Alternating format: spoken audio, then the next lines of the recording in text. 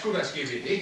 Vi ved, hvor gammeldags herren er, og det er bare ikke så længe før hele familien kommer. De kommer på det sædvanlige halvårlige besøg, for at se, hvordan baronen har det. Det kunne være, at han var ved at krasse af. Ja, og så gælder det jo om at holde sig til i tide. For at vente og se, hvilke rivegild der bliver engang, når arven skal fordeles. Nej, Per, du må ikke spøge med sådan noget. Jeg spøger skam ikke.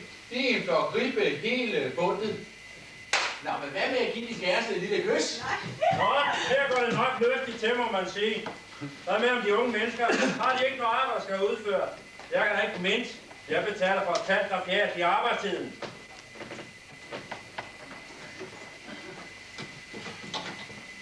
De må også hellere gå ned i køkkenet og se efter ikke Olga laver al den kaffe alt for stærkt.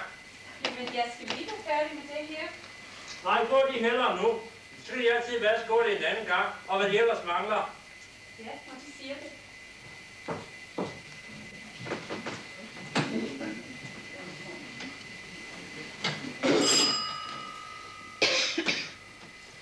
Goddag, lille Papa.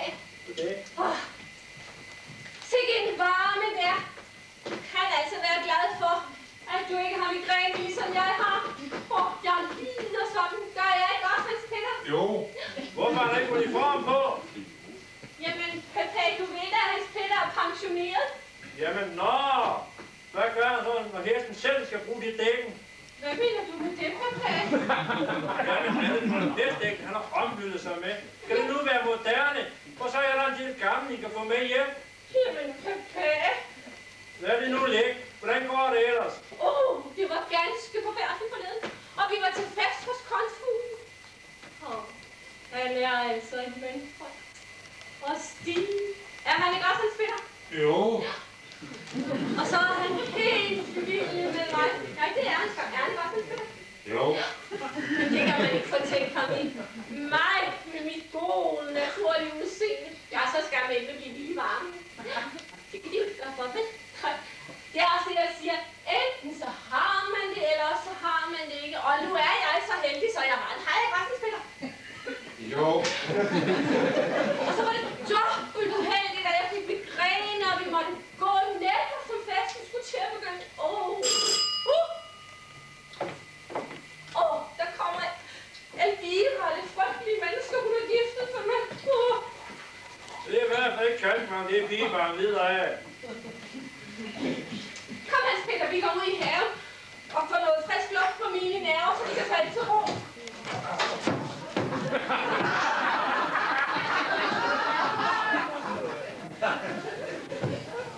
Der er han altid så klodse. Så er der ikke noget under. Han har fået sparket. Så er en klods for jorden. Kan jeg selv militæret der ikke bruge? Det skulle jeg da mene. Det der Hans Peters skyld, at den dumme gårdsagen stuepiger lader sin spand stå og flyde. Hun skulle fyres, hun skulle ikke også, Hans Peter. Jo. Nej, I skuer. Der går det nok noget livligt til, hva'? Det er svigerfar. Jeg tager ikke af ham, far. Hvorfor ikke det? Han er vel din mand, skulle jeg da tro. Mine øjne skal jo lige vende sig til at se igen. Man bliver jo blind af det tøj, han går i. Ja, er det ikke smart, hva'? Ja, og hvem skulle have troet, det var så billigt? Haha, det er der garanteret at give det på en lille frelsens her. Bare for at komme af med det. Ja, du har sgu altid været en guttermand, svigerfar. Nå, og hvordan går det så på Pjaltenborg? Ja, det kan da godt være, at vi ikke lever lige så fint som du. Men det vi har, det er vores eget. Og hvad mener du så med det? Det er som at sige det, kæreste. Vi lever ikke på veksler som disse andre.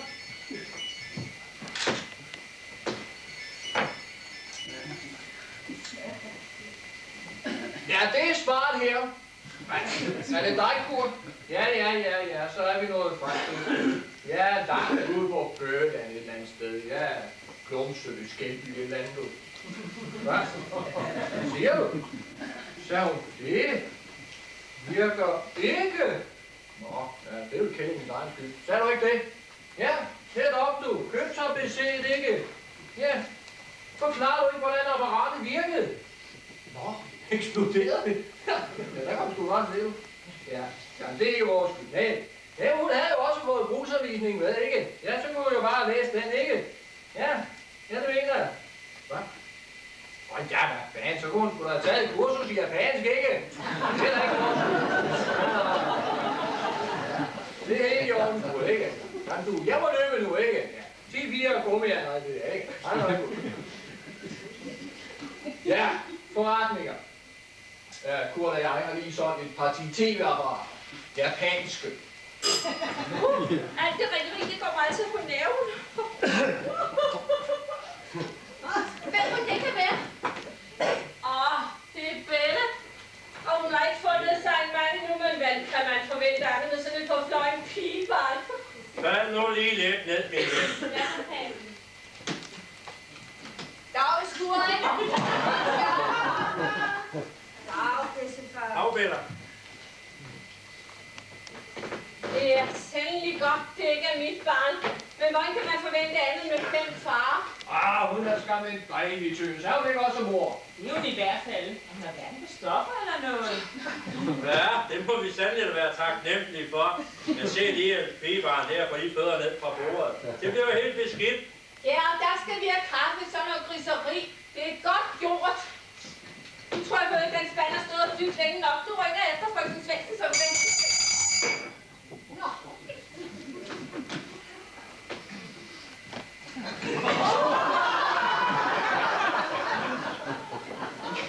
Ja, Hvor er frøken Svendsen? ja, hun har fri.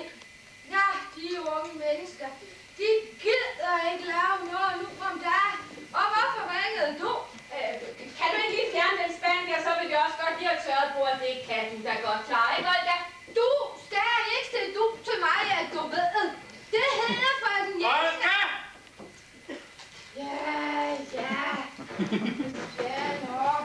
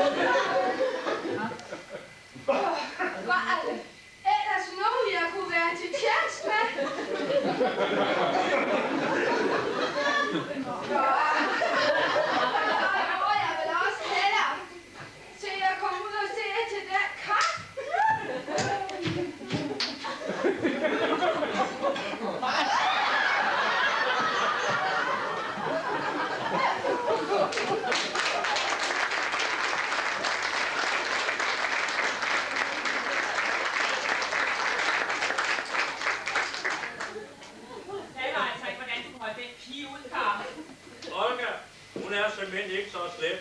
Og nu er jeg vendt mig til hende og sin humørsving. Jeg tror heller ikke, jeg kunne undvære at se på Olgas sure fjes om morgenen som det første. Og hvad skulle der dog blive af den stakkels, hvis jeg fyrede hende?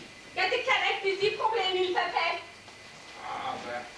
Konen, nu gør jo ikke noget upåtrædet, vel? Og ja, hvis svigerfar, han nu gerne vil beholde hende, ja, så bliver det deres egen sag. Det holder jeg nu på. Jeg ved nok ikke, mand. Må det ikke snart er klar?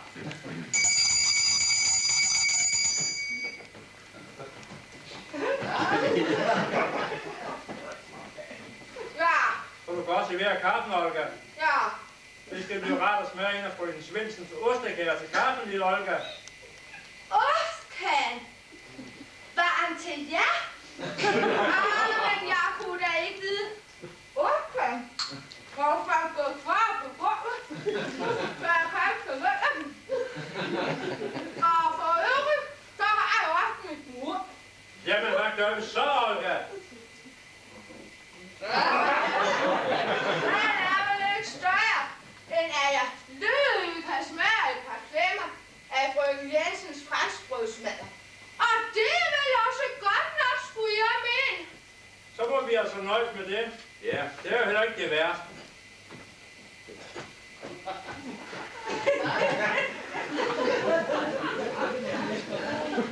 Jeg tør ved på, hun er ikke helt kagen selv. Det er grådige kvindemenneske. Er hun ikke også et kvinderne? Jo. Ja. Ja, jeg vil jo altså hellere have et par madder, som ikke blev særligt lækkert med det der ostkage. Hvordan laver man en kage ostmad? Ja, det kunne jeg egentlig også godt tænke mig at vide.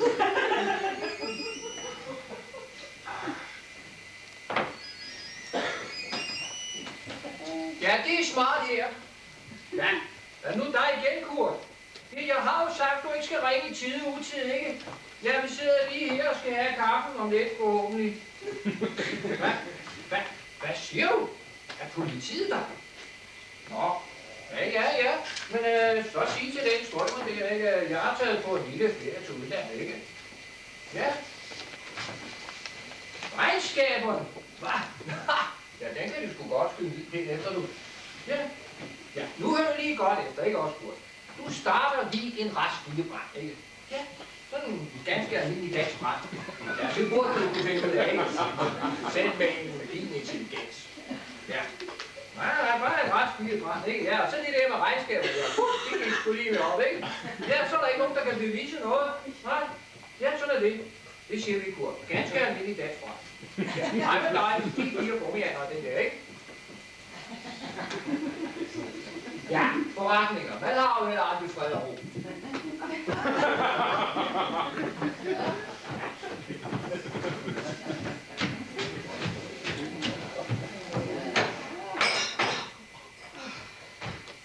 Nå, har nok selvbetjening. Fedt nok, mand.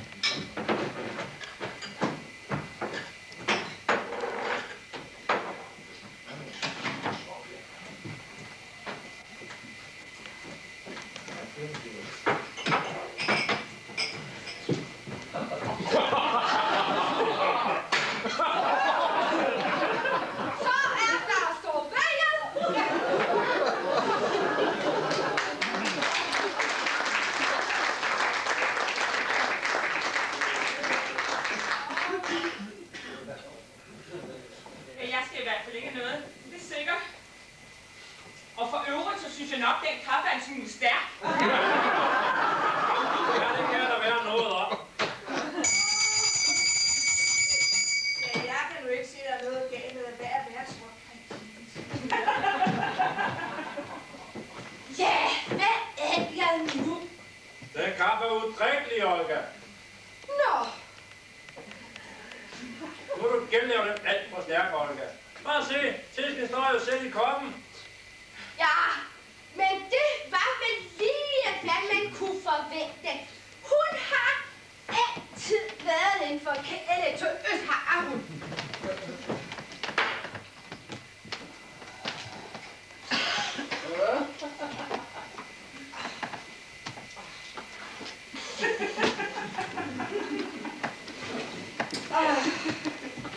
Der er ikke noget i vejen med den kaffe. Det er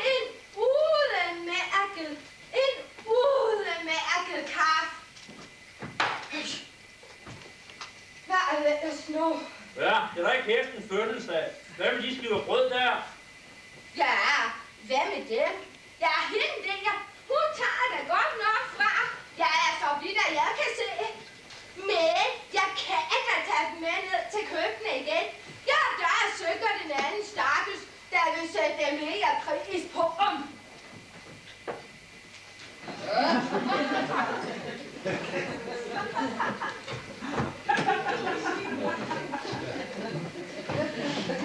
Hvis det skal være på den måde, så kan vi i hvert fald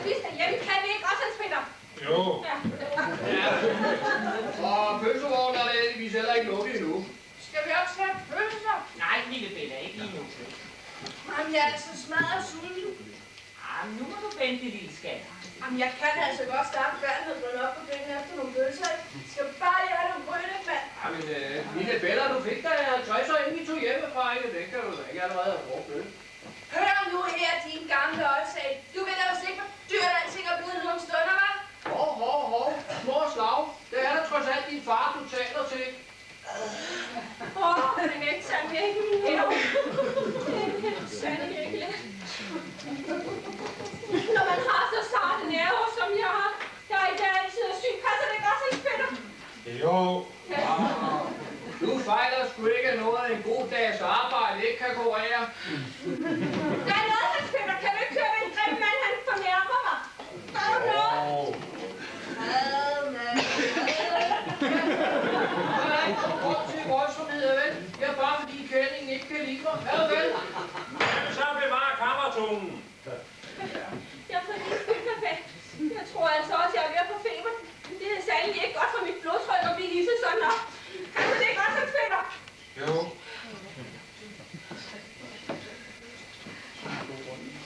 Hvad med de pølser og de burger, det her? Ja, nu skal du holde op med alt det der pølsesnak, lille Bella, ikke? Jeg er så skide sulten, mand. Nej, nu begynder det at regne. Så må vi håbe, det bliver torden. Det er så tryggende. Det er heller ikke til at holde den varme ret meget længere. Ja, jeg forstår altså ikke, at lige ravantekoldet at have den pels på. Det er den ikke bare dejlig. Det har Karl skam givet mig. Så er det bare helt videre. Ja, jo. Den fandt du heldigvis bagud fra en lastbil, ikke? Den fandt der heldigvis fred for kællingen, så det helt sagde det. Ja, nu tror jeg også, at jeg vil begynde at tage mig min middagslur. Jeg er en smule træt. Ja, nu skal jeg være også ude for. Hej, sikke en brand, der er her i dag. Nu kommer Tony også. Jeg kan ikke se, hvem der er med. Men det er garanteret en af hans sædvanlige billige kugler. Det kunne han altså godt have sparet os for. Ja, så.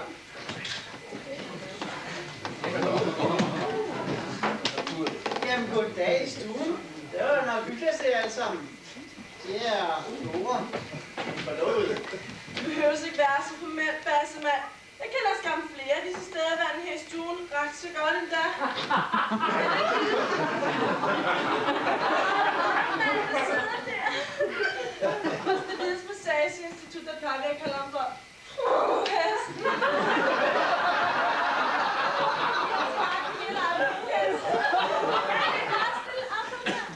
Det tror jeg ikke, vi skal komme ind på os, den her efter pæstuer. Hvor kan det falde en tog, jeg tager sådan en person med hertil? Ja, men det er min forlovede, ikke så? Ja, så længe du betaler. Ja, og er hun ikke dejlig? Det synes jeg da i hvert fald selv. Ja, og så skal vi giftes. Ja, så snart jeg får skravet penge op sammen til det. Ja, og det er ikke billigt. Jamen, er det ikke Karl Smart, der sidder der? Det var en godt smalle dreng i bassen. Det er længe siden sidst at se det på snittet, vi har sådan sammen der. Ja tak, det vil vi ikke høre mere om. Ellers tak. Den ting har Karl og jeg snakket ud om. Er det din kone, Karl? Ja, det er så min elskede liv.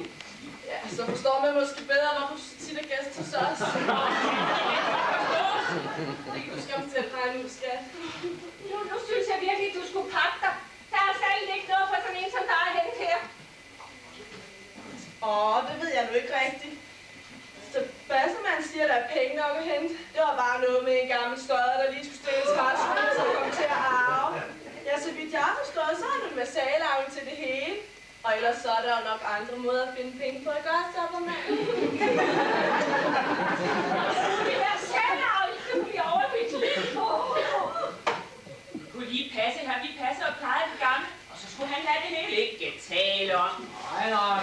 Der må lige være tale om et godt det her. Nej, det kunne måske godt være overskrevet en lille smule, ikke? Men Hvis ikke der er nogen penge at hente her, så er du godt vinke farvel til mig. Uden penge gør det ondt, som jeg har forklaret flere gange. jamen, tag det roligt, lille skat. Du skal selvfølgelig nok få din del, det er klart. Det har jeg jo lovet. Ja, og for resten, så er der jo nok til os alle sammen, ikke? Nu synes jeg lige, I skulle falde lidt ned, ikke? Ja, inden I begynder nog bønerne. Det var en lang udsigt med nav. Øjlingen er jo ikke engang syg. Han er frisk, som jeg ved ikke hvad. Jeg synes også, vi skal snakke om anden nu. Her, død og ulykke, det er der sandelig nok af. Se bare på mig, der balancerer på kravens rand. Men er der måske nogen, der tager hensyn til det? Du ser også meget syg ud. Nej, hvis jeg skal sige min ærlige mening, så har jeg ikke set nogen, der ser mere sund og rask ud end dig. Nu med alle de kalktabletter, du æder. Det er aldeles ikke kalktabletter. Ikke det? Nej, det er det. Kom hen, Peter. Jeg vil ikke være en stue sammen med et kvindmenneske en minut mere. Er du parat? Jo. Ja, jeg trænger også til at sidde ned. Og hun er jo nok ellers mest vant til at ligge på ryggen. Nej, vil du se, han spiller den billige dulle, har en kjole med til mine. Jeg tror, du er så du. Der er en ved siden af. Ja, tag lige fat i stængerne, ikke? Sådan.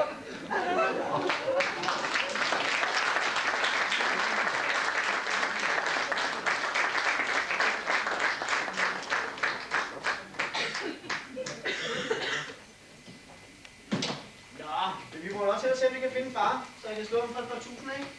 Nej, for der er jo ikke nogen af jer, der kan låne mig, vel? Ja, lad os se at komme afsted, og jo før jo bedre. Ja.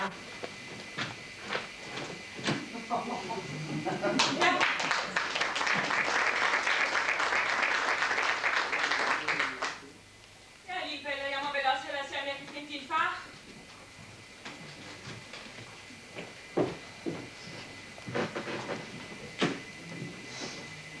Jeg har da heldigvis selv fået lov til at vælge mine venner. Min familie kan jeg ikke vælge. Heller ikke om de så alle sammen kommer fra planeten under.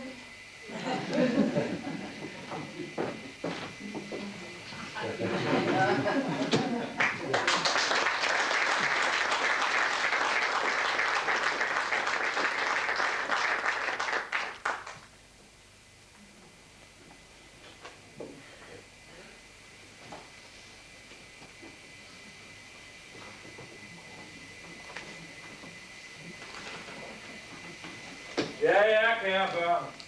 Nu vil jeg lige godt se, hvor de tager det, jeg ligger mig til at stø. Jeg tror, jeg lader som om, jeg ligger på det yderste. Så skal jeg nok finde ud af, hvem der skal arve mig en gang, når det kommer så vildt. For som det ser ud i øjeblikket, så er jeg mere stemt for at give det hele til dyrenes værn. Men må det ikke, de skal forandre sig, når det gælder.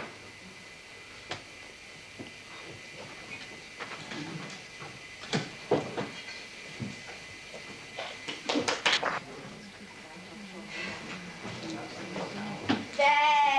Synes du ikke, det er på tide at komme ud af fjerne? Ja, det er jo langt op ad formiddagen. Jeg har det så dårligt, Olga. Nå, Jeg er nødt til at blive i sengen hele dagen. Jeg føler mig så underlig. ja, det kunne jeg lige tænke mig. Ja, det du bare liggende. Så skal jeg lige komme med noget havresuppe. Ja, det hjælper mod alt. Nej, ikke havresuppe, Olga. Det kan jeg ikke få ned. Stik mig et par stykker ristet franskbrød. Det er ikke af vejen. Og så kan de ringe efter Dr. Hansen. Dr. Hansen? Men hvad skulle han dog kunne gøre? Ja, han er ikke andet end en kvaksalver efter min mening. Nej, en gang havresuppe. Ja, det ved man hvad er. Ja, jeg er ikke meget for det nymodens pæltrilleri. Nu gør du bare, som jeg siger. Du ringer for Dr. Hansen. Ja. Når det ikke kan være andet. Læg os andre til byer. Ja, det kan han.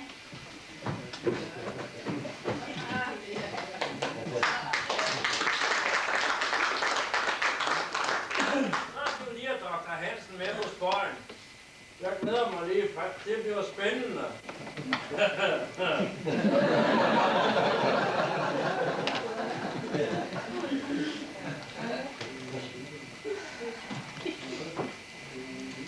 Jeg hørte, herren ikke har det så godt i dag. Det er nok en sommerforkølelse. Det er noget grimt noget, det kan jeg godt se dem. Jeg er bange for, at det er mere en sommerforkølelse, lille frøken Svendsen. Jeg føler mig så mad i koderne. Nu skal de ikke tro det værste. Det er nok ikke noget alvorligt noget. Og jeg synes heller ikke, de ser så dårligt ud igen. Synes du ikke lige, vi skal se, hvad Dr. Hansen siger først, frøken Svendsen? Ja, Det er nok ikke en dårlig idé.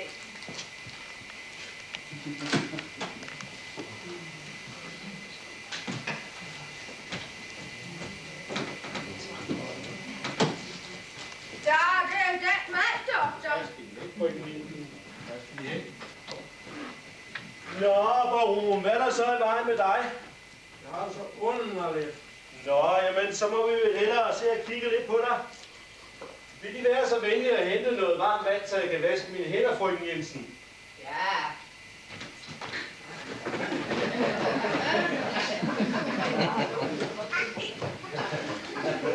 I virkeligheden fejler jeg ikke noget. Men det holder du med os to, ikke sandt? Jamen, hvorfor? Fordi jeg vil finde ud af, uden familien tager det, så går jeg hen og dør. Så kan jeg også se, hvem der skal arve mig en gang, når ham som Peter, han henter på mig. Jamen, det kan jeg jo ikke være med til. Det må du kunne forstå. Jamen, du skylder mig den tjeneste. Ja, jeg behøver ikke at nævne det mere. Så siger vi det, men det er under protest. Godt. Men nu skal du høre, hvordan jeg har tænkt mig mit hændingsforløb. Mit helbred, det bliver værre og værre. Og det sørger du for at fortælle Olga. Så skal hun nok fortælle det videre. Det er jeg ikke i tvivl om. Nej, det er jeg heller ikke. Og hver dag, der går, at du skal tilse mig, så siger du det bare for, at det ringer. Nu ligger det sådan, at man mister jo aptitten, når man er syg. Men det har jeg tænkt på. Du tager en madpakke med til mig hver dag. Du tilser mig. Bare stik mig et par klemmer, så skal jeg nok få dem spist på et eller andet tidspunkt. Tror du nu også, det går? Bare du spiller din rolle, så skal det nok gå. Du hører Olga.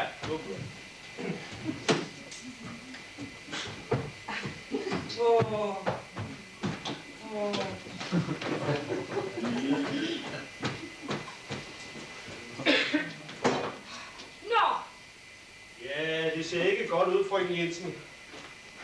Jeg er bange for, at den gamle baron, han er alvorligt syg. I kan også selv se, at han ligger helt hen. jo ja, og hvad så? Han sover vel bare. Ja, nu skal du ikke gøre hvad end der, ligesom en læge altid gør. Jeg er sikker på, at en gang havresuppe, det skal snart få på beenden. Lille frøken Jensen, der er visse ting, havresuppe ikke hjælper på. Og hvad skulle det så være, om jeg lige må spørge? Ja, som nu i dette tilfælde, baronen kunne jo lige så stille sove hen. Hvad skal det pæletrilleri snakke til for? At tal der så almindelige mennesker kan forstå. Fortæl dem af. Men det er da så vanligt med jer læger. I lever jo i jeres egen lille lægeverden. Og tror, at vi andre også kun tænker på piller og skidt. Jamen det jeg mener, frøken Jensen, er, at baronen kan gå hen og dø, hvis han ikke får den rette behandling. Hvad det siger? At hvis han havde været en hest, ja, så havde han fået kuglen. En hest? Ja, så havde han fået kuglen, ja.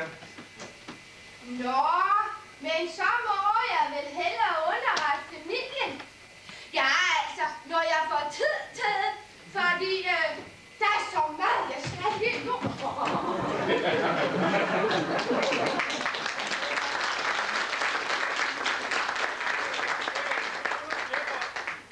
Ja, så bare du nu ved, hvad du gør.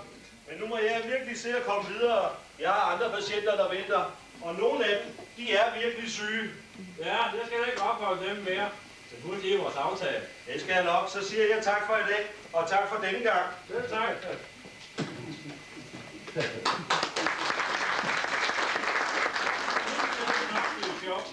Jeg glæder mig lige fra.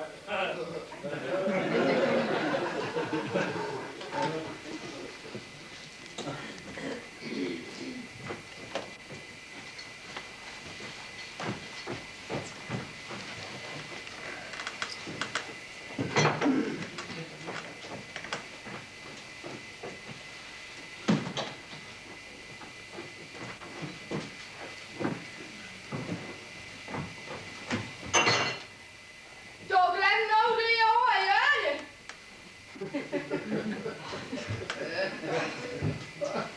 Og jeg synes, det er så synd for den gamle herre, hvis han skal sådan et sted herfra.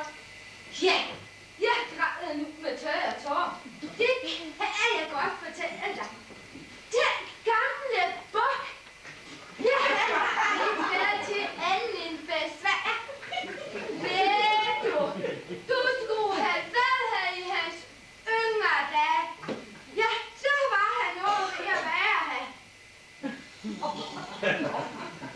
Altid liv og glade dage var han. Ja, men der var jo også en skønhed. Det sagde alle. Og den gamle baron, ja, han var helt vild med mig, var han. Ja, det var tider, var. Var han det? Hvordan ved du det? Ja, det er da ikke så svært at regne ud, når han om aftenen kom op på værelset til mig, vel? Jamen, gjorde I så... Ja, det var så senge på en knald. Det var tider, var. Jamen, Olga, hvis det værste sker, hvis vi bliver fyret. Ja, det er ikke med dig. Men jeg skal ikke lave mere, så længe jeg lever. Det kan jeg godt fortælle dig. Du tror da vel ikke, jeg er her for min blå øjnes skyld. Jamen, hvorfor er du her så? Ja, det kan jeg godt fortælle dig. Dengang baronen han var yngre, der lovede jeg ham jo at blive og tage mig af ham. Så nu har jeg passet ham i mange år. Men tror du ikke, at det har været gratis? Nej, for hos Olga, der er der ikke nogen, der kører på frihjul. Jeg fik skam en pæn som penge af baronen for at blive her i pladsen. Ja, for ikke at tale om det beløb, han sådan lagde, når han var på natbesøg. Og så har jeg også sådan organiseret lidt ved siden af. Organiseret? Ja, det må du da til at være. Der er sgu da ikke nogen grund til at være i pladser som her, hvis man ikke kan organisere lidt ved siden af. Man fortæller herskabet, at tingene er dobbelt så dyre, end de er. Og beholder sig overskydende beløb. Man kan jo altid sælge en and eller en gås. Ja, og med de forbindelser, så en sol pris i ny og næ. Ja, det er der skulle da ikke nogen, der lægger mærke til. Hvad mener du, jeg har mine forbindelser?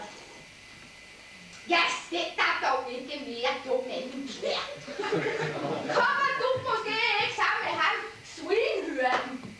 Her er dels ikke nogen svinhørt. Han er fodermester, du ved det om dig. Nå, ja, godt over igen. Men du kan da godt se, hvor jeg vil hen. Er du ikke? Ja, det kan jeg.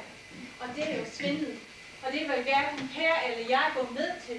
Hvis ikke man kan eksistere på ærlig vis, så skal vi nok finde et andet livbrød. Nå.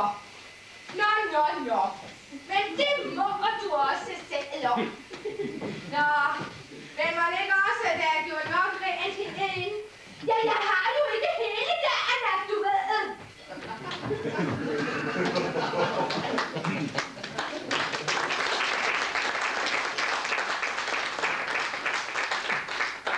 Jamen, Per, hvordan laver du her?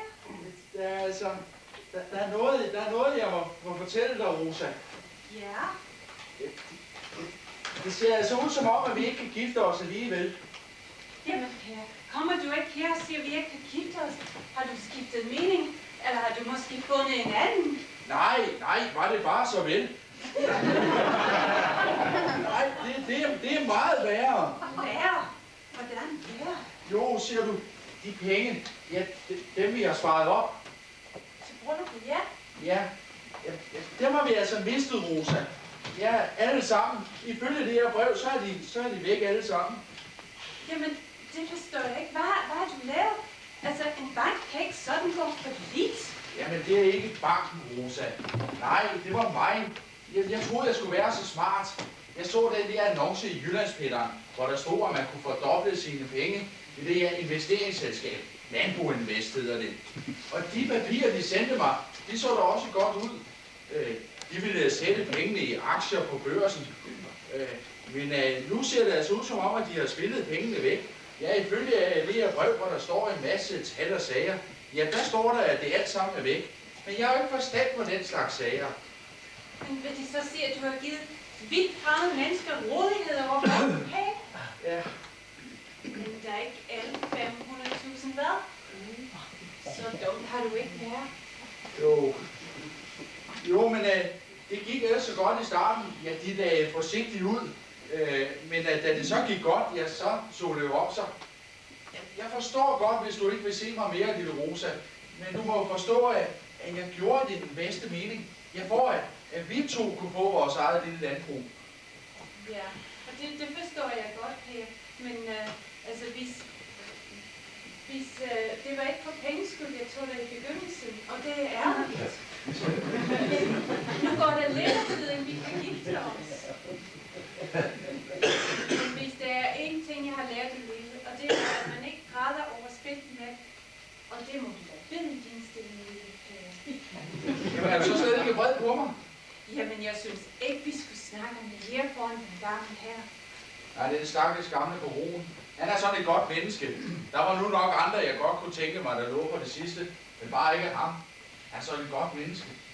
Ja, det er jeg enig med dig om. Det er noget sørgeligt nu. Hvad delen? Og de tager røven på dig, hvad, Per, mand?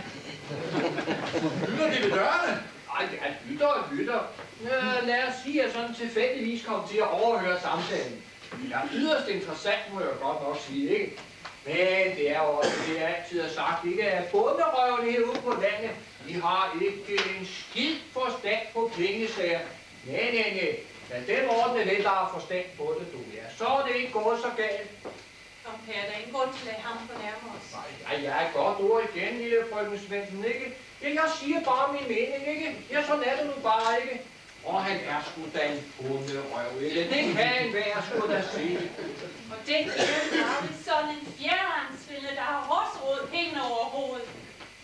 Han er vist ikke noget, der siger os ærligt. Nej. Hørte du det, Elvira? Ja, det er jo injurier. Nu skal de lige passe på, hvad de siger, lille frøken Svendsen, ikke? For sandt, så er det jo sådan sandsynligt, at jeg bliver deres næste arbejdsgiver. Den dag du bliver det, så rejser jeg, og det gør Per også. Vær vis på det. Skal vi nu ikke tage det lidt roligt? Bare han ligger jo der. Han er så sødt. Ja, vi skal også til nu. Ja.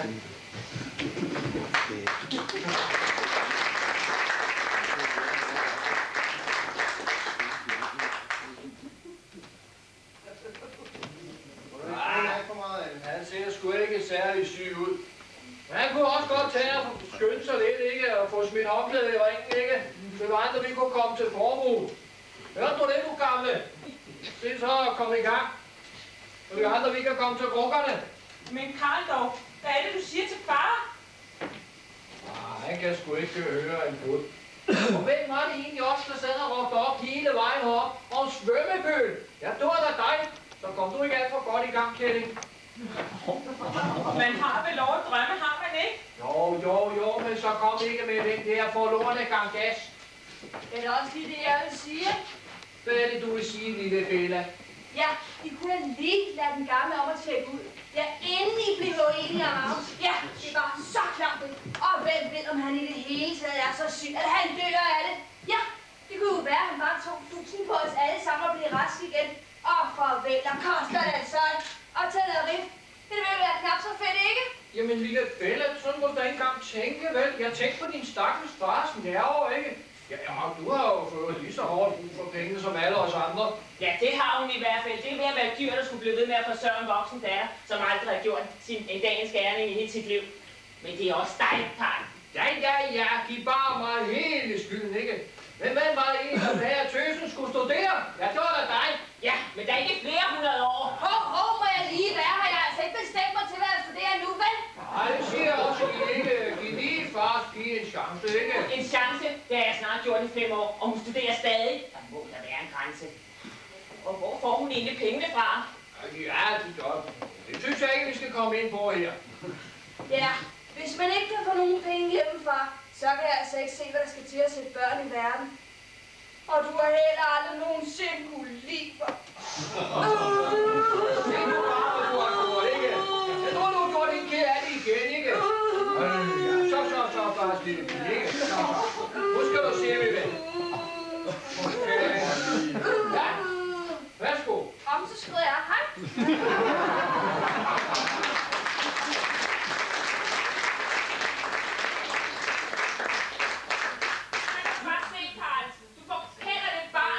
Ja, hun er jo trods alt også det eneste barn, vi Ja, har. og et meget dyr det er hun.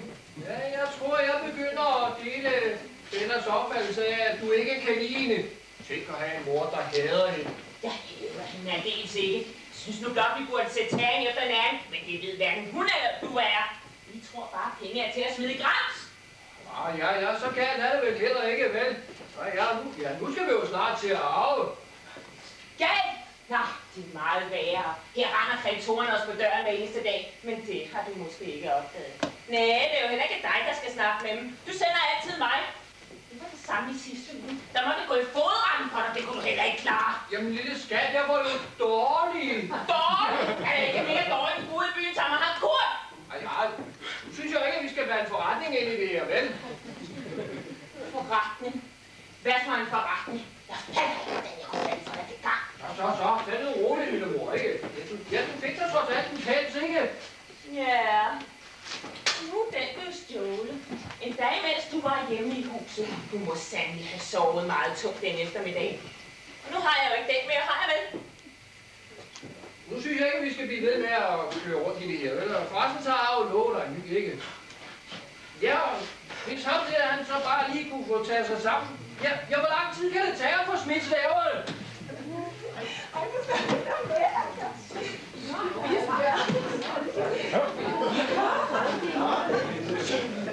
Ja, herreder. Ja, han ser godt nok lidt syg ud.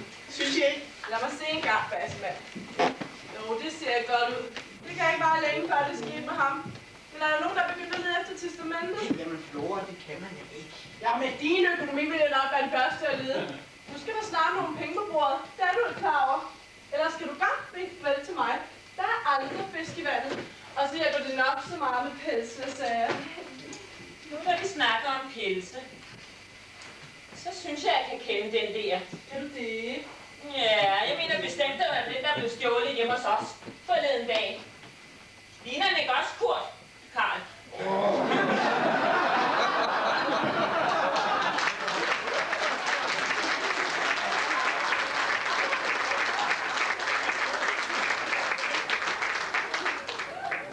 Nu er det jo sådan, så at du ligner alle pelse jo hinanden til at blive. Ja, det er ikke noget, vi snakker mere om. Sådan en handel med en gentleman, det er ikke noget, man snakker om. Det burde du jo vide, ikke? Jeg synes nu, det begynder at lyde meget interessant. Hvad er nu det for en handel, der skal fejes ind under gulvtæppet? Ja, det er som sagt ikke noget, du skal bekymre dig om. Tænk du hellere på noget andet. Ja, og vi kvinder, vi er jo så dumme. Det gør os lidt smart. Nej, det var jo ikke sådan ment. Og det håber jeg heller ikke. Og hvad angår den her pels, så beholder jeg den, uanset hvor den kommer fra. Det ligger bare helt fast. Vi vil også ellers se at komme videre, ikke? Nej, jeg synes, at du skulle blive, så jeg ved ikke engang ved arv. Ja, det var, hvad du sagde på vej hen. Tænk så bare. De tog bussen hele vejen herud, fordi jeg ikke engang har råd nok til en taxa. Jamen, det er jo som sagt bare et midlertidigt tilbageslag, ikke? Der er roligt, men du skal nok få dine penge. Ej, jeg lover ikke. Det håber jeg, du er klar over. Jeg ved ikke, hvor længe Børgetud kan blive ved at vente på sin andel. Du ved selv, at han har en kæde i brist, når det gælder penge. Han bliver så voldelig. Det er jo kedeligt noget, der er det altså. Ja, det er også kedeligt, at han ikke bare lige kan tage og ud derom, ikke? Jeg tror, jeg skulle sige, hvad I vil.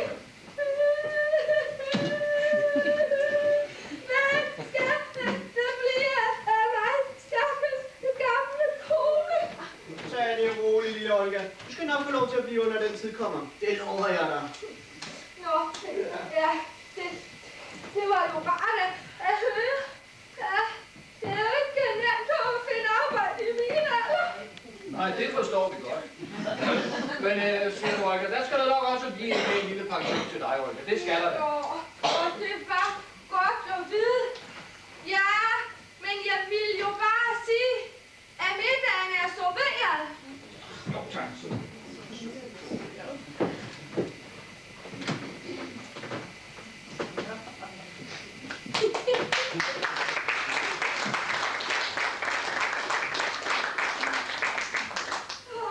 Sikke nogle idioter.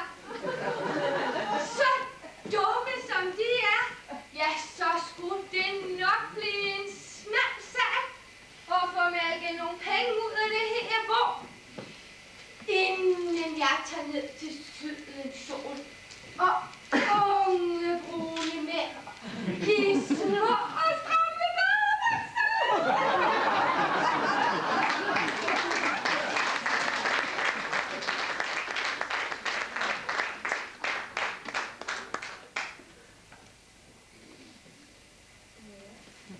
Tænkte jeg ikke det nok, at det var sådan en frygtelig familie. Men at der var så frygteligt, havde jeg lige godt ikke regnet med. Og Olga, der var så slemt, havde slet ikke troet. Jeg ved ikke, om det er blevet heller den bedste af alle, når det kommer til stykket. Jeg kan bare ikke forstå, hvorfor ikke hun har været her endnu, og hendes mand til en vatnæse. Men de kommer vel sagtens også. Jeg synes, jeg kan høre nogen. Jeg lægger mig ned.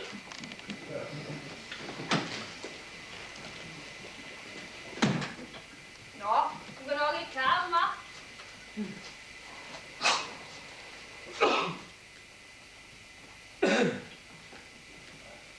Ja, det vil du lume med nogle grunker, du gamle.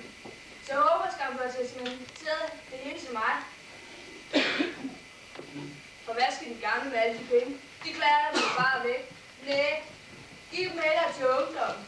Til noget, der vil fremad. Ja, det er bare sådan et kreativt forslag, jeg har, ikke? Og nu kan vi stadig nå at lave det hele op, kan du ikke? Nu skal du se.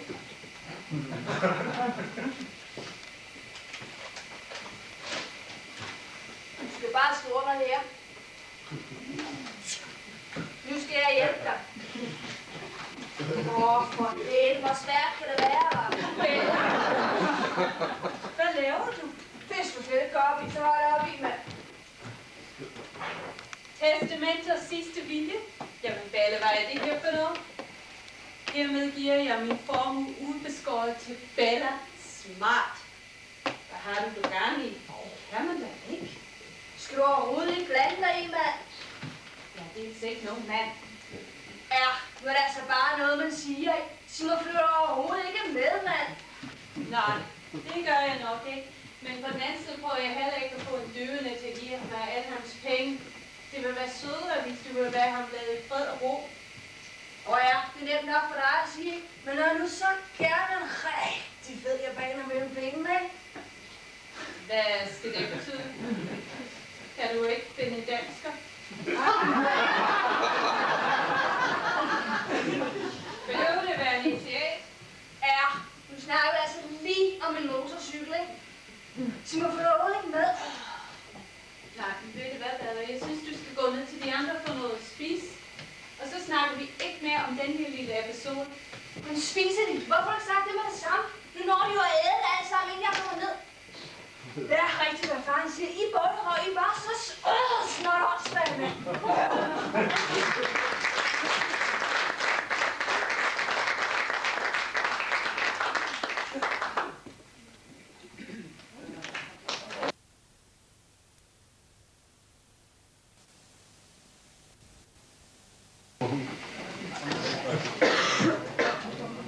Ja, det ser ikke godt ud. Ja, hvad mener de med det, doktor? Ja, du kan vel ikke have langt igen. Men det er jo også på tide, den stakkels sjæl for fred. Sig du bare sandheden, doktor.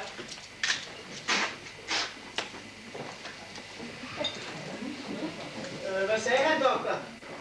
Ja, han mumlede noget om testamentet. Der er nok til alle, tror jeg nok. Godt nok, men hvor er det skide testamente henne? Ja, det ved jeg virkelig ikke. Jeg er bare læge og ikke advokat. Men jeg kan betro jer alle sammen, at nu var det kun timer før det hele bliver afsløret. Og nu må jeg videre. Jeg har andre patienter. Farvel.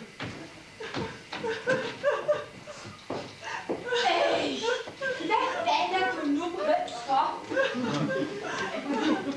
Og jeg synes, det er så sørgeligt, hvis den gamle hersker er sådan et sted herfra. Ja, det vil jeg nu give dig ret i. Nå ja, og hvad så? Den vej skal vi da alle. Men det er godt, at alle sammen kunne trænge til en kop kaffe på en søndag. Ja, for mad er ikke være skide sulten. Ja, så skal jeg hjælpe dig. Ja, jeg vil skam ikke påstå, at pengene ikke falder på en tør sted.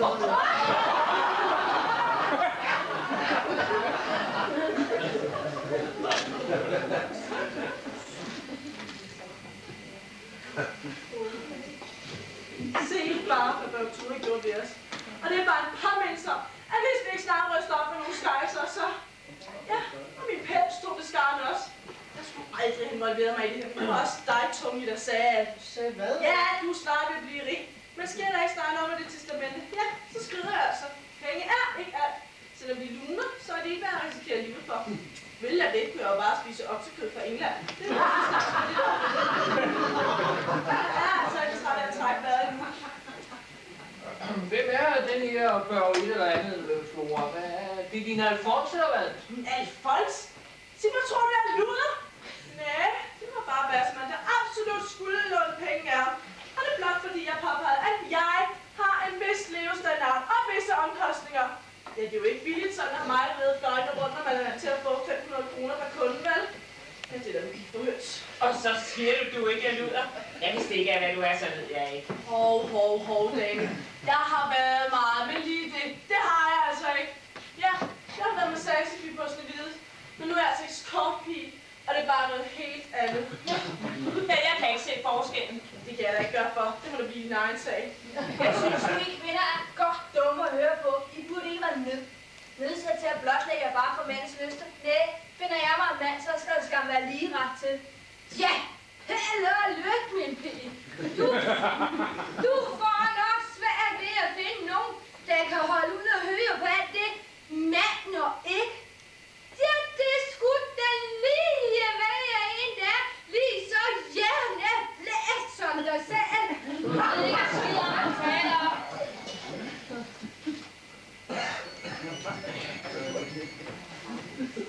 Ja, det er smart her. Hvad er nu dig igen, Kurt? Ja, jeg har jo sagt, du skal være med at ringe hele tiden, ikke? Hvad? Nå, ja, hende jeg skulle godt huske. Hende der var så skilløj, så hun kunne give ind i begge ender af frængeren. Ja. Jamen, jeg har jo sagt 100 gange, at de der brysteholder, de var et skud til bedste, ikke? Ja, jamen, og hvad så? Ja, så vidt jeg husker, så har hun sgu da vist sig flad som en forskandingspark med 2 reoler. Ja, det mener jeg. Ja, når man nu ikke har bryster til at bære en digeskål, ikke? Så skal man nu lade være med at købe det. Hvad? Ja, nu har du vel fået pengene, ikke? Ah, det var godt. Ja. Nu lader du være med at lave flere ulykker, før jeg kommer tilbage, ikke? Ja, det skulle ikke bare ret længe på. Ja, så håber jeg jo på, at jeg har nogle bunker med, ikke? Ja, så siger vi det, du, ikke? Ja. De 4 og den der anden der, ikke? Nej, det var det.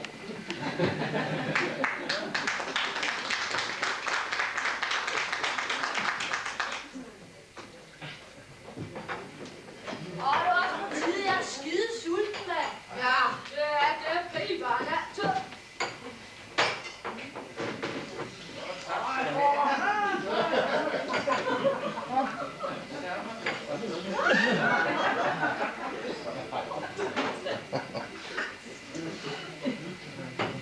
Ja, så dårligt. Jeg har været syg i en uge, ellers så ville vi være kommet noget før. Ville vi ikke også, Hans Peter? Jo. Ja, men det er jo mere fyldt. Eller hvor det hele begynder at skræmme til, hva'? Så kan du godt komme. Men I var jo bange for, at vi skulle løbe med hele arven. Det må være frit, det tænkte vi slet ikke på. Vi kom for at se det stakkels papane sidste gang. Det var vi ikke også, Hans Peter? Jo. Stakkels papane. Jeg blev helt dårlig at se på. Nå, men nu da der var en, der snakkede om arven, så kunne det jo være spændende at se, hvor lidt han har testamenteret til jer. For jeg var trods alt hans yndling. Var jeg ikke også, Hans Peter? Jo. Hvad fanden får man ned og bare sidde sig ærne på et smad? Kan du så få let i røven, mand?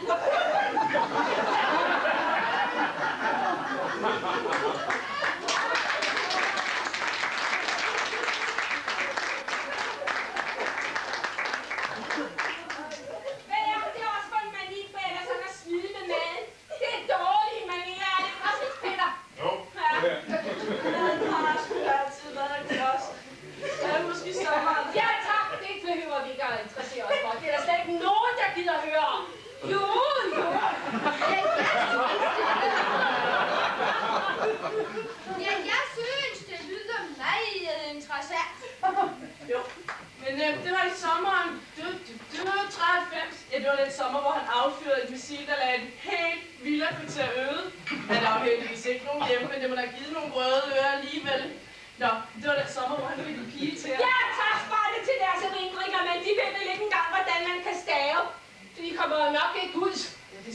er så sikker på, din dumme ko. Min dame. Tænk dog på den stakkels herre. Ja, stakkels herre. Ja, det er frygteligt. Og jeg foreslår, at vi går ud og får noget frisk luft. Det vil jeg i hvert fald gøre. Ja, jeg har altså ikke rask nok efter min sygdom til at gå så langt, men hans Peter vil gerne gå med. Vil du ikke også, Hans Peter? Jo. Ja, vi går også. Så kalder det duskebums til Karl Ret. Så er han bare ude og lede efter testamentet. Og lad det forsvinde, hvis ikke der står noget om ham i det. Kom. Basman. Tjep, tjep, tjep, tjep, tjep, tjep.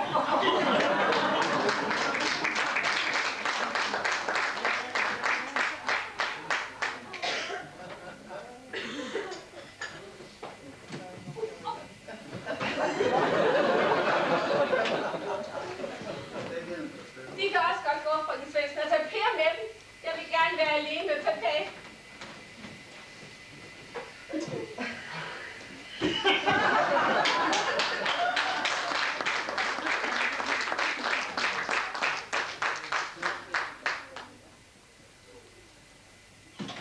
Så, nu er vi alene, papa.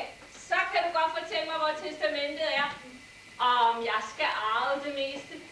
For ser du, Hans Peter og jeg kunne faktisk godt bruge pengene. Hans Peters pension er jo ikke den største i verden, sådan efter at han næsten blev tvunget til at gå. Jeg forstår det heller ikke, altså. Bare fordi han jo sådan et lille bitte missil går af. Jamen det er ikke meget større end de der rørbomber, man fyrer af til nytårstid. Okay? Jeg sværger. Men de er så panikkenkrybende, sådan nogle små ting i militæret. Så kan du høre mig, papa, så giv et tegn. Nå. Jamen, så må vi håbe, du har testamenteret det meste til Hans Peter og jeg. Jeg kan heller ikke forstå, at mig med mit medicinforbrug ikke kan få hverken medicinkort eller noget som helst. Ikke engang pension vil de give mig. Ved du, hvad de havde den frækhed at sige op på pensionskontoret? De sagde, at jeg var hypokonter, og jeg bare kunne finde mig et arbejde. Mig med mit sarte helbred skulle jeg måske ikke ud som skuekone. Nu har jeg ikke lært noget hele mit liv. Hvorfor skulle jeg så begynde nu?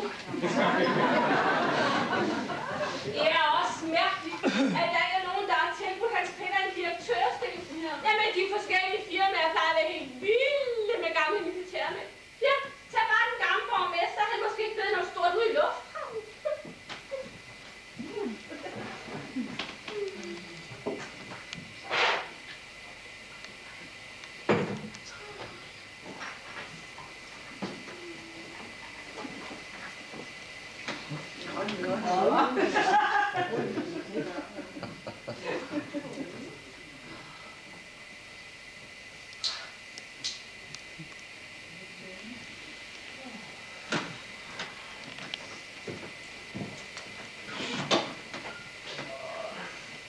Nå, har du fået lusket den gamle, hvor testamentet gemmer sig? Nej, det har jeg sandelig ikke. Jeg troede ellers, du ville. Han er jo også så bevidstløs, så der får du helt meget ud af, jo.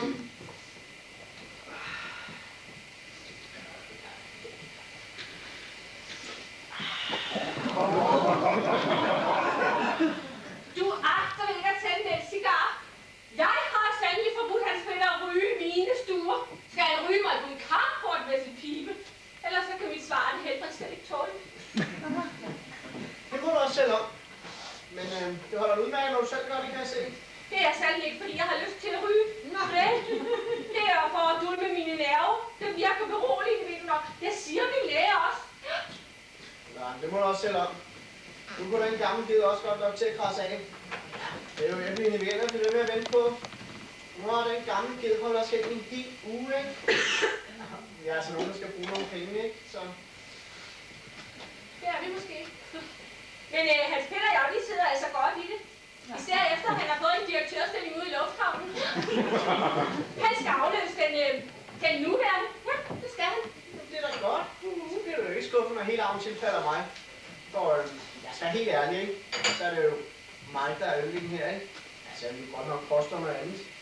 Ja, far, han har jo altid hjulpet mig noget knib, så hvorfor skulle jeg ikke også hjælpe mig den gang? Må jeg lige være her? Hvem er det, der har siddet herude i tide og utide og hørt på den gamle mands brokkerier? Det gamle, senile menneske. Og selvom jeg har været så syg og dårlig kunne kravle, er jeg trofast kommet hver weekend. Ja, for en næse. Og for hvor man følt.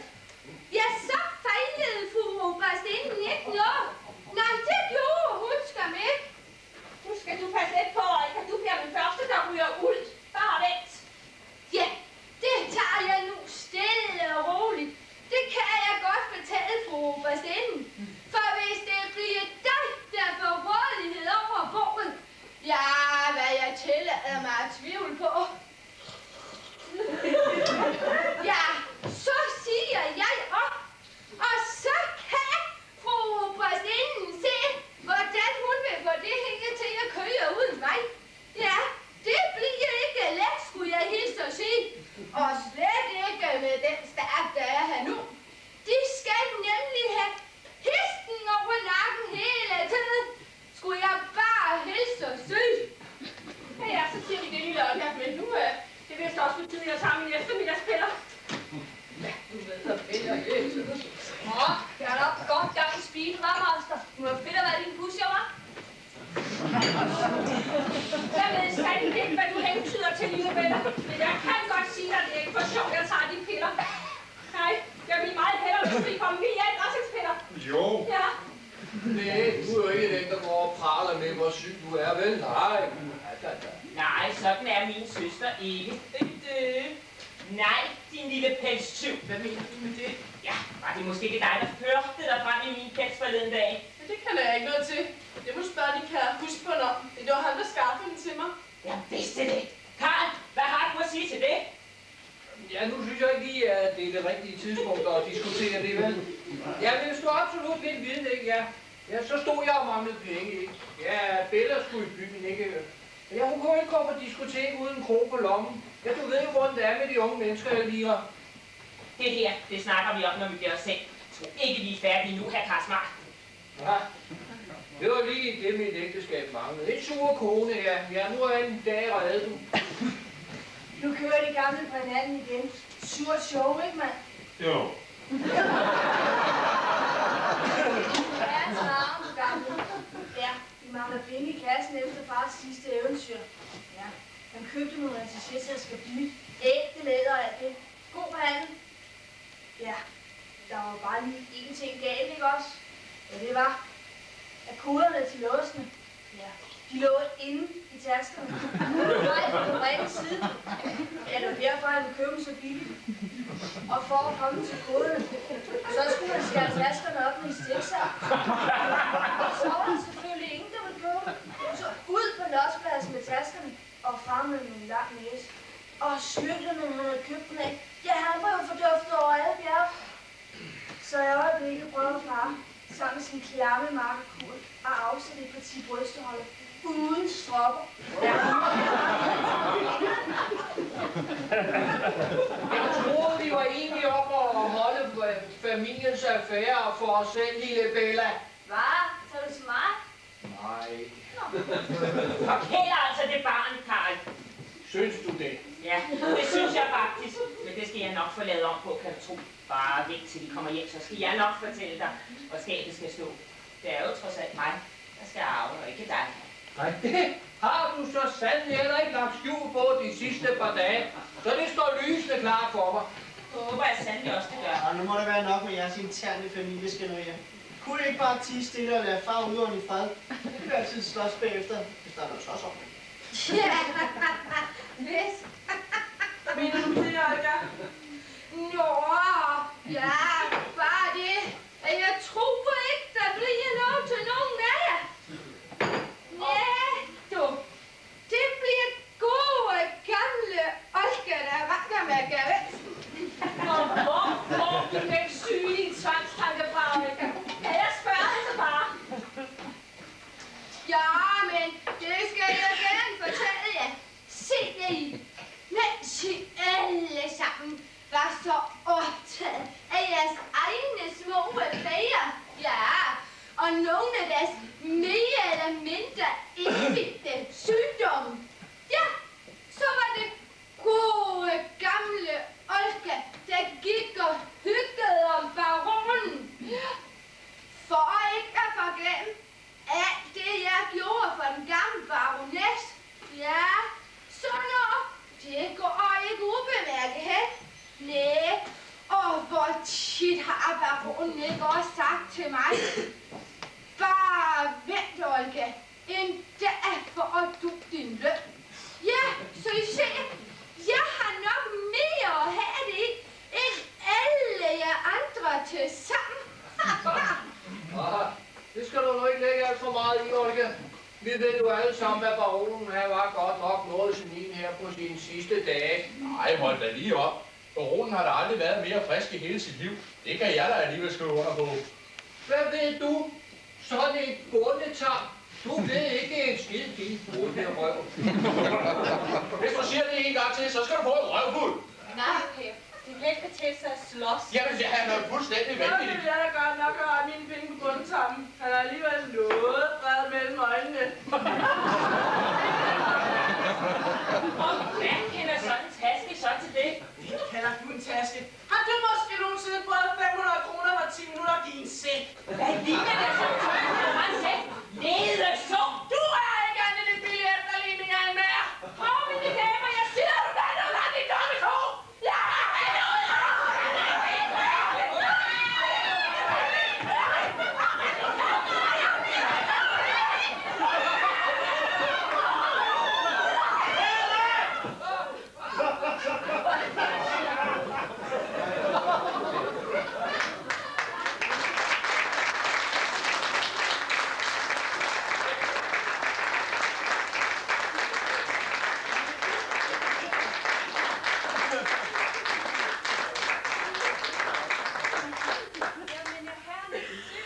Nej, det jeg syg ud. Jeg har da aldrig haft det bedre, end jeg har det nu. Jeg lod bare som om, for at se, hvordan I vil reagere. Og det må sandelig lov for, det har været en blandet fornøjelse. Og vi kan godt holde op med at lede på mit testament. Det findes ikke. Det var bare noget, jeg sagde til Dr. Hansen, at han skulle udbringe.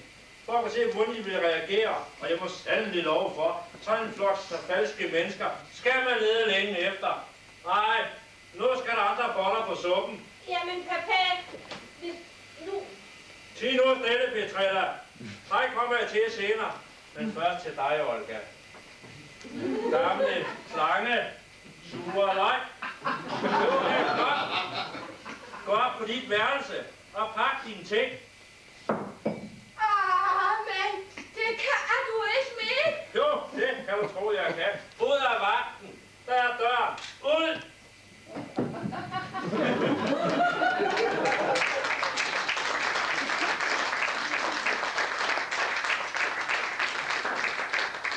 Og så til jer, min kære familie, som ikke kunne få lagt mig hurtigt nok i graven, Tone. Ja, far. Det er jeg, min søn. Du burde snart lære at klare dig selv. Jeg er alt for længe holdt hånden over dig. Og fyld din bundeløse lommer. Det var snart på tide. Du lærer at stå på egne ben.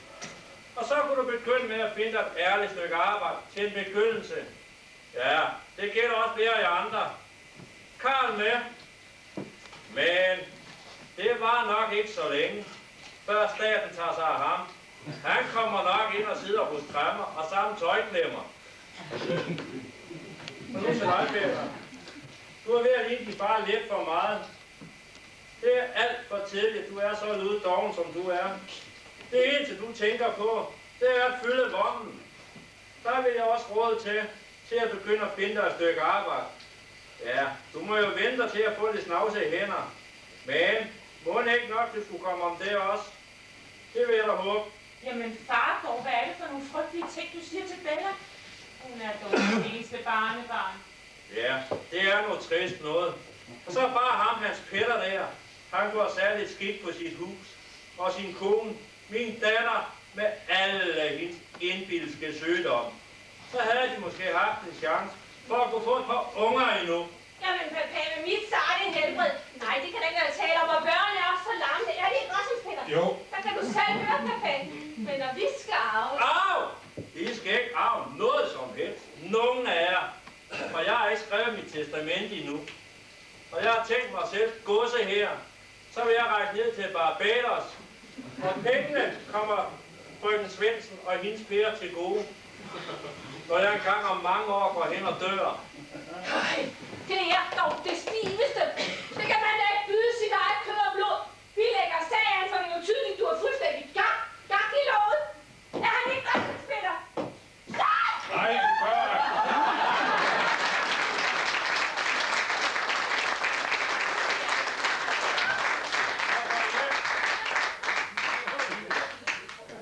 Kom så.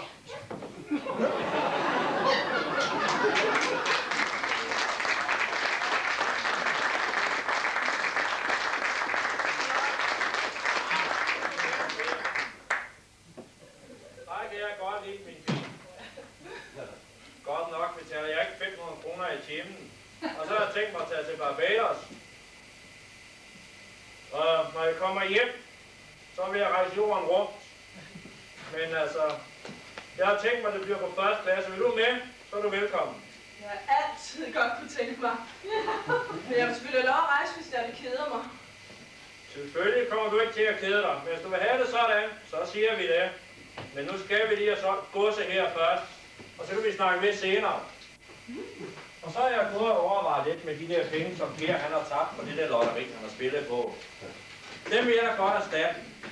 Og så vil det lidt ekstra til. Så kan vi få det lille landbrug, I gerne vil have. Hvad siger I så? Skal vi ikke have et bryllup?